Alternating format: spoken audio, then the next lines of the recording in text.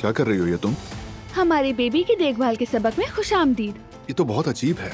मेरी गुड़िया के बारे में ऐसे मत कहो तुम। बहुत बातें कर ली हैं। शुरू करते हैं। इस तरह से तो तरबूज भी नहीं उठाते। बेबी को ऐसे नहीं पकड़ा जाता। उसके सर को तुम अपने बाजू से सहारा दो। चलो अब इसे कॉट में लेटा दो। अब तो डर लगने लगा है। आ जाओ मेरी अजीब सी बच्ची।